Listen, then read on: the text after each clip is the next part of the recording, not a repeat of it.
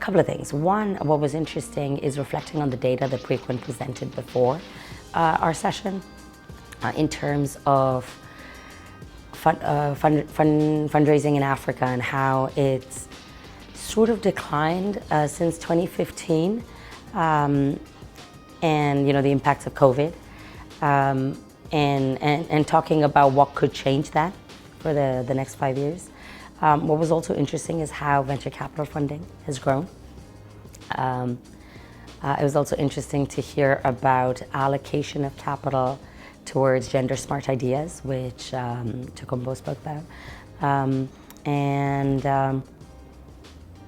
I'd say there was it was interesting to sort of see that the audience really wanted to understand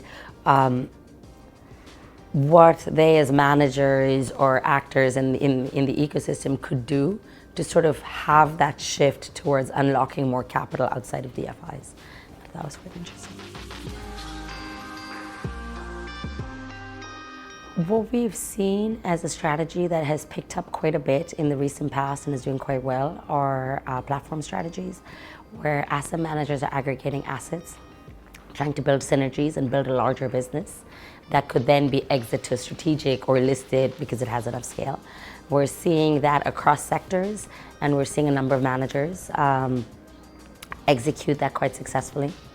I think what we've also seen, which I think is a move towards more meaningful value creation, is where we're seeing more sort of controlled stake strategies or strategies that meaningfully align with the founders of the company, so that there is very strong alignment towards an exit, which is something that Africa hasn't seen as much of in the past. I'd say this past 12 months, all our strategic managers have executed multiple exits. One firm just announced that they had 6 exits in 2022. Another firm said they had 11 exits in 2022.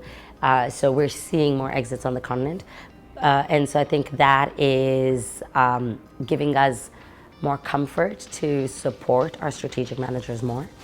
And in terms of geographic region, I'd say we haven't seen as much success in single country funds. So definitely regional plays, both companies that can expand across a single market because of macro challenges, as well as funds that operate across multiple countries. I think venture capital is a space that we're going to see a lot of activity in. I think there will be a reset on valuations, which is we've already seen happen, but I think that is a good thing, and a more realistic base to achieve success from. But it's definitely a space where we're seeing a lot of activity, a lot of transactions, and a lot of growth.